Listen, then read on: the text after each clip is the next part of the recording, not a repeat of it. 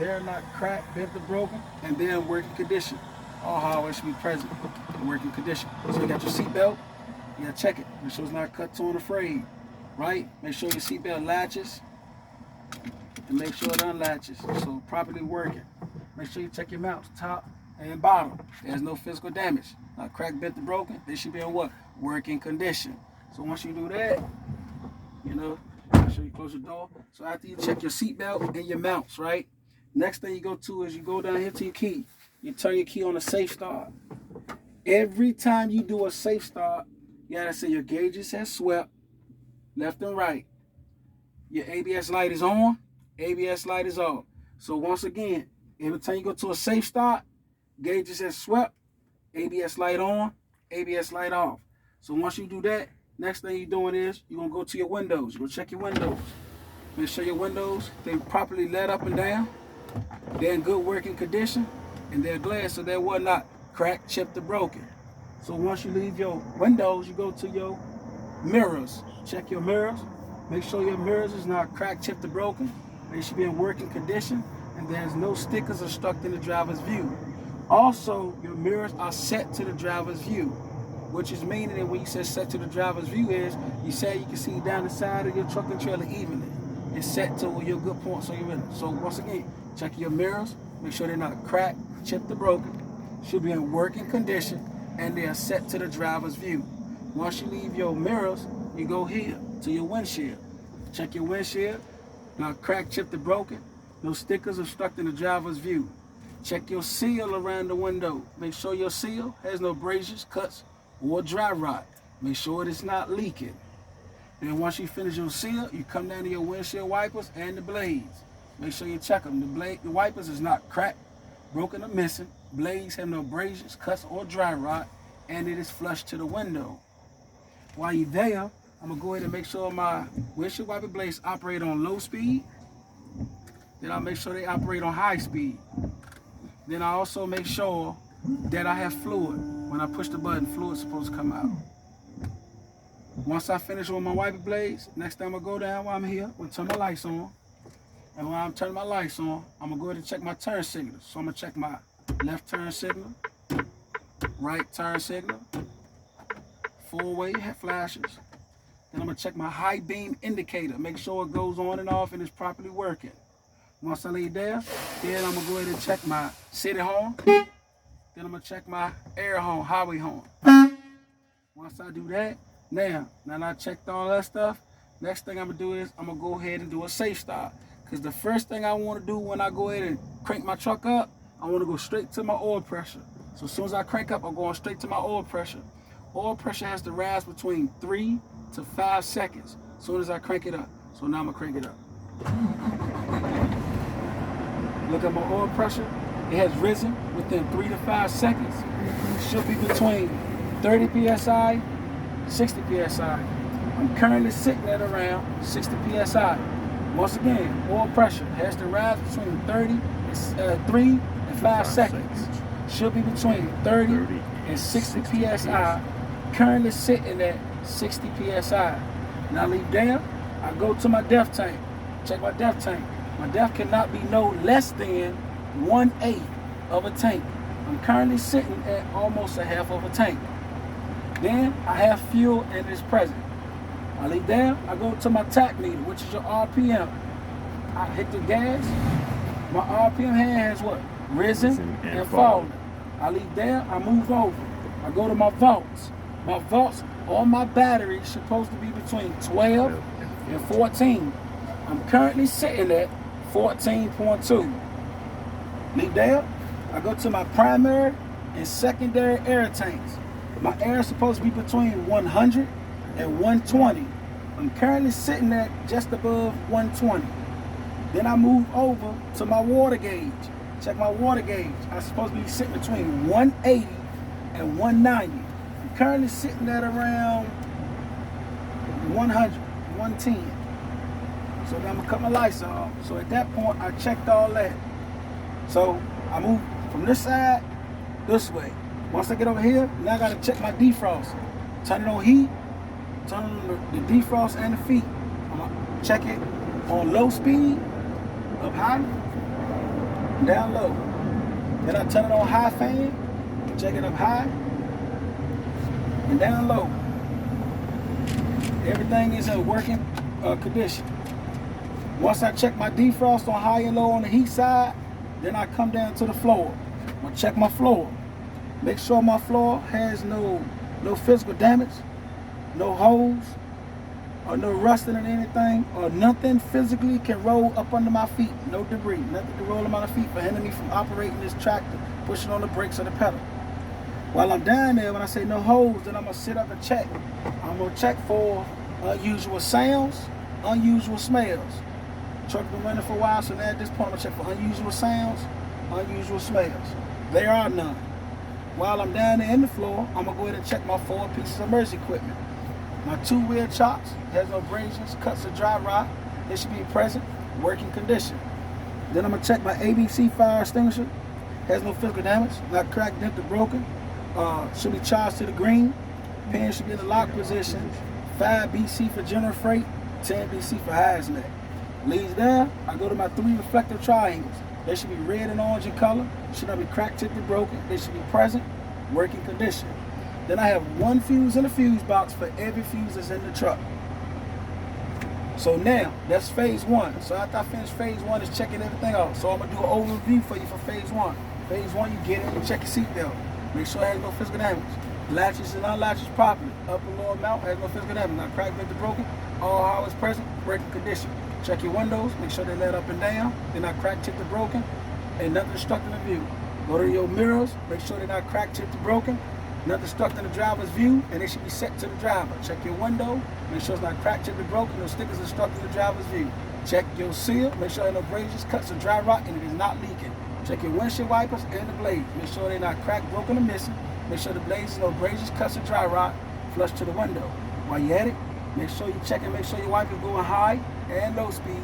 Make sure you got fluid in your tank for your windshield wiper. Lead there, left turn signal, right turn signal, 4-way flashes. Lead down, high beam indicator should be on and off when you sit on the dashboard. Lead down, check your city horn, check your highway horn. After you check your city horn, highway horn, crank your vehicle up. As soon as you crank up, you go straight to your oil pressure, because it's supposed to rise between 3 to 5 seconds. Should be between 30 and 60. Then you check your depth. Make sure it has no less than 1/8 of a tank. Then you go to your RPMs. You check it, you hit the gas. Make sure it has risen, fallen. Then you go to your volts on your battery. Should be between 12 and 14. Currently sitting at whatever the number is. You there, go to your primary, secondary tank. Make sure your air is supposed to be between 100, 120. Tell them where you're currently sitting at. You there, go to your water. Your water's supposed to be sitting between 180, 190. Tell them where you're sitting at. Then once you finish that, you move from here, come here. Turn on the heat, turn your defrost on up top and the floor. Make sure the air come out on low speed, low fan, up and bottom. Make sure you turn on high fan, up and bottom. Then make sure after you do that, you come to the floor. Check your floor. There's no physical damage to the floor. Nothing can obstruct the driver's view. Nothing can obstruct the driver from the operator's track. That means no loose debris. Can't be no loose debris to get up on your feet when you're getting under the pedal or the brake. While you're down there, check your 4 pieces of equipment, right? Make sure after you check your 4 pieces of equipment, make sure in between that point, make sure you check it for unusual sounds, unusual smells. That's phase 1.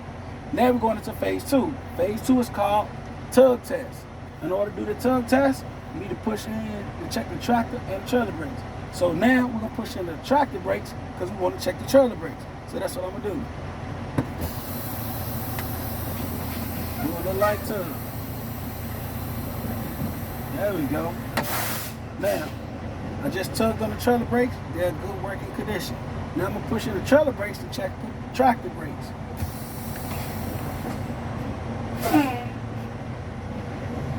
Okay? They're in good working condition. So now that I checked the trailer brakes, I checked the tractor brakes, now I have to check my service brakes. Service brakes require me to push in both of my buttons. And I have to pull forward 3 to 5 miles an hour. My tractor should not pull left or right within the 3 miles an hour. Also, when I pull forward 3 to 5 miles an hour, I have to check my speedometer. Make sure my speedometer has risen and fallen within the 3 miles an hour. So once again, service test is you push in both of your buttons, you pull forward 3-5 miles an hour. Your tractor should not pull left or right. And your speedometer has risen and fallen. So now that I'm gonna do it.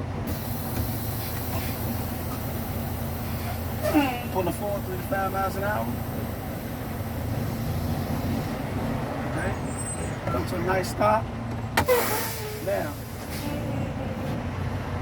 my tractor did not pull left or right. My speedometer has risen and fallen. That's stand up. So now that I finished my tug test, now I have to go for phase 3, which is my labs. Your labs are your leaks, longs, buttons.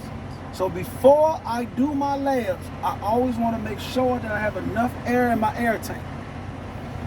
So that's what you do. So if you low, sit still, make sure you build up your air pressure. So right now, I'm a little over 100. I'm gonna wait till I get to 120. The reason I want to get to 120 is, you'll see, once I get back in and push my valves in, my tank has to settle. And so if I'm at 120, by the time they settle, they get to 100. So then I know from 100 to 60 that if it loses between that, then I lost more than what? 4 PSI. So right now, I'm just gonna let my air tanks build up. Now that they built up, I'm gonna shut my engine off, pull the key out, undo my seatbelt. Now I'm gonna go chalk my wheels. I need to get out with you? No, sir. Only when you do it. Okay. Make sure when you get out, that's what you got with you. Have my key. Key always be with you. Put it in my pocket. Or just have it in just as long as I have it. You have it. Yes, sir. Okay. Chalk your wheels. Just put one in the front, one in the back. On your drive tires. Yes, sir. All right. Well, while you're doing that, I'm gonna take this.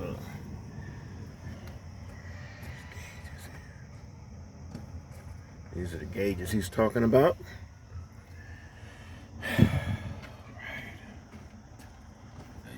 So I just want to take a little picture of it and everything. I got my homework. I got my work cut out for me. So now, once you get back in, go ahead, close your door. Next thing you do, put the seatbelt. Make sure I put my seatbelt back on. Back on. Okay. Now, seatbelt back on. Keys in hand. Put it in the switch. First thing you do when you put your key in the switch, go back to a safe start. On a safe start, every safe start, gauges has swept back and forth. ABS light on, ABS light off. Now that I did that, so now I'm going for my labs, which are my leaks, alarms, buttons.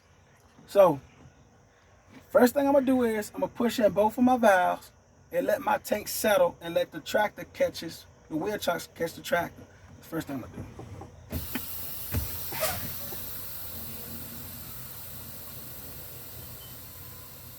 My tanks are settling. Wheel chocks caught the tractor. Okay, now I'm gonna start my labs, which are my leaks, alarms, buttons. First thing I'm going for is my leaks. My leaks is when I hold down on my brakes, I cannot lose more than 4 PSI within 60 seconds. So now I'm gonna hold down on my brakes. I should not lose more than 4 PSIs. And when you do it, it's not no real hard braking. Just push on the brakes, nice and easy. Just a little soft press. That's what you're doing. Hold it down. 60 seconds went by, right? So now I say, I have my brakes down for 60 seconds. I did not lose more than 4 PSI within those 60 seconds. So those are my leaks. So now I'm gonna go for my alarms. To do my alarms, I have to stab my brakes down till I get an alarm at or around 60 PSI. So that's what I'm gonna do. I'm gonna stab my brakes down until I get an alarm at or around 60 PSI.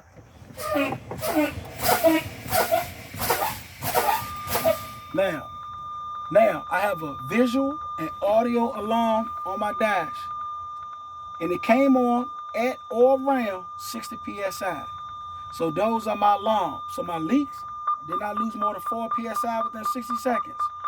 My alarms came on around 60 PSI. So now I gotta go for my buttons. To go for my buttons, I gotta finish fanning my brakes down until my buttons pop out between 40 and 60 PSI. Once again, between 40 and 60 PSI. So I'm gonna stab my brakes down now.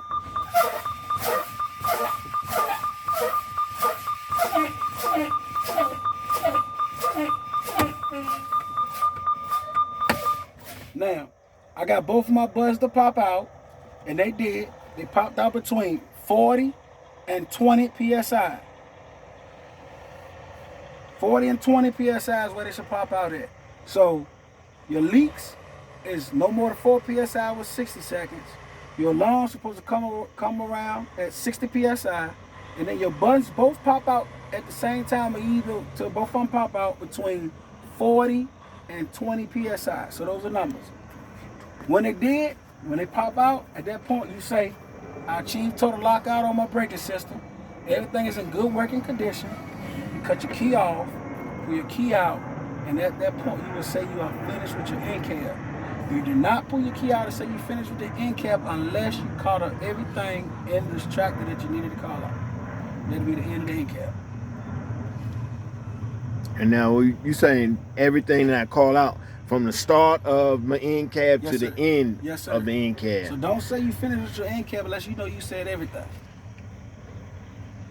So in other words, if I had, say for example, I had missed something on my dash, like I didn't call out my fuel. You have to call out your fuel too, right? You don't have to, but as a part of pre-trip, that's good to know. You need to know if you got fuel in this tractor, right? Yeah, because that's bad too. I teach fuel because you need to know. Because you be worried about everything else. What if you ain't got no fuel in the tractor? Can't do nothing. That's a part of your pre-trip. That's what makes your job operate right when you in this truck, when you got fuel in it. So I get everybody to check their fuel. You don't got to call out no numbers. Just make sure that you know you got fuel in this present. Fuel in this present. That's it. Okay. So what if I were to miss that? You talking about so if you pulling the key out? So if you didn't call a fuel, you won't get tagged for it. So the main thing you need to do is call out your oil pressure, which has risen between 3 to 5 seconds. Should be between 30, 60. Then you go to your depth tank, no less than 1/8 of a tank. Then you go to your vaults between 12 and 14. Then you go to your air pressure on both your primaries and secondary air tank. Make sure they're between 100 and 120. Then make sure when you check your water, it's between 180 and 190. And then when you check your tach meter as you hit the gas, make sure it's risen, falling. When you check your speedometer is when you do your service test. When you put both your brakes in, when you pull forward, you can tell it has risen between 3 to 5 miles an hour. That's how you know it has risen, falling. So those are the things that you need to call out as far as numbers and on your dash really. But I just get everybody to call out fuel because it's a part of your preacher. You got to make sure you got fuel in this cab. Yeah, and I guess it also flows around with what you're doing too. It does. So you look at every gauge. It does. To be in. All right. Yes, it does. All right. So I like to stay on this side of the tractor and work to this side of the tractor, then work down. See the system I got? Like this? Down. That way, if you do it like that, guess what you're missing? Nothing. Now, I know Erin the other day, she said that she goes around too, goes to the floor, but then she said she go back to the steering wheel. See, the way I do it while I'm over here, guess what we doing? We working everything over here. Then she'll do the horn and everything. Yeah, so mine okay. Is different. So it's a little different, but mine is a system. Like, I work this way down, because once you finish with the floor and stuff, guess what? It's over. Then you ready for your tug test. Once again, tug test, you push in the yellow valve for the tractor, check the trailer brakes. Push in the trailer brakes, push that in, check the tractor brakes. Then you push both of them in and check the service brakes. Pull forward 3 to 5 miles an hour, cannot pull left or right. Speedometer has risen and fallen. So that's all your tug test is. You're checking the tractor brakes, checking the trailer brakes, then you're checking the service brakes on all of it. Make sure you're not pulling left or right. Then you're doing your labs, which is your leaks, alarms, buttons. Leaks is no more than 4 psi within 60 seconds. Alarm comes on at 60 psi. Then your buttons pop out between 40 and 20 psi. Okay. Now, you was talking about the windows. Make sure they go up and down. They operate. Yeah, in working condition. In working conditions. Yes, sir. I don't have to worry about saying that there's nothing obstructing the view of the driver when it comes to the windows. Yes. I have to say that too. Say it. Okay. Yes, sir. Yes, okay. Sir. You won't have full visibility out of these glasses and those mirrors. All right. That'll operate you safely down the road. So basically, when we're doing the pre-trip for the whole tractor and trailer, yes, and we go to the window, we're saying the same thing. Yes. When we get to the IN-CAB. Yes, sir. Yes, sir. So we're checking the window, the seals, the wiper blades Yes, sir. and mechanism. Yep. I can say that No, mechanism. just say the wiper blades, the wipers, and then the blades. The wipers and the blades. Yes. And okay, I got it. Yep. So you just said a lot of stuff on the track is very repetitive, as you can see. Well, you know, after I did it yesterday, Mhm. last night I ended up listening to what I had recorded. Yes, sir. Then I was looking at my paper, and I noticed what he wrote was cannot be cracked, bent, or broken, no illegal welds, or whatever Yes. and it was repetitive. Yeah, I see what you're saying. Very repetitive. Repetitive, okay. Like when you looking at parts, like you should be able to, at one point you should be able to look at a tire, look at rubber, but like, okay, they can't get no fluid through it like a seal. They ain't got no braces cuts a dry rod. Or you look at your tire, no braces, bulges cuts a dry rod. Or you look at glass, it's not cracked, chipped, or broken. You know, or you look at plastic, not cracked, dented, broken. Or you look at the tanks, anything with fluid, and it's not cracked, dented. You know what I'm saying? Once you see how repetitive, you saying the same thing, it'll flow a lot easier. And then, like I said, when you looking at stuff, you don't even have to call all these glasses. Yeah, I was going. Yeah, they don't even count. Oh, They don't okay. even count. You don't even call those out. In the real world, yeah, you would check and make sure you ain't got no physical damage. But for this test, no. But they don't really count. What really counts is these glasses and those mirrors. Because we'll have a trailer behind us, Yeah. so we can't look back behind us. No, I mean, some people back and look like that to be back, but you know, you may not always be in a daycare. You might go to a sleeper. You ain't got no glass in the back of a sleeper. You can't see that. So I don't pay attention to that. Okay. What's important to me are those mirrors and that glass right there. Mirrors and the glass. And those mirrors right there on the hood. Okay. So every time you get to anything, you always calling out the physical damage, or you always calling out what they supposed to be in. So on your IN-CAB, you just calling out numbers, where they supposed to sit at. So the numbers help you know if they above those numbers or below those numbers, then there's a what? A problem. That's why you say them. Okay. I got it. So that's it. IN-CAB is sweet. Should take you 10, 15 minutes. Easy. Okay. Sweet. It's a lot easier than, and don't stress out about it, because the IN-CAB, you ain't doing but talking, you just checking stuff like you're supposed to check. Turn signals, four ways, high beams, checking your lights, making sure your window good, making sure your wiper blades got fluid in it, making sure your window let up in there, making sure your mirrors are adjusted, making sure your defrost work, making sure ain't nothing in the floor to roll up on your feet, no holes in it. Making sure you got no unusual sounds or smells. Making sure your horn work. It's just basic stuff. You just talking, making sure this stuff work. You know, making sure your brakes work. The way you check your brakes is the tug test. Check the tractor brakes, check the trailer brakes, check the service brakes. And I know yesterday you saying that's a third way to check the lockjaw and kingpin. Yeah, it's three ways. You check the release level, release handle. The release That's handle. one way, because that's supposed to be in the lock position. Then you get around the back and make sure that the locking jaw is around the shank of the kingpin. And you look That's at number the two. top. You can see the top and the bottom. Number three is you get in here and do the tug you test. push in the tractor brakes. You push in the tractor brakes. You drop it and put it in drive, and you do a tug test and make sure that it's not moving.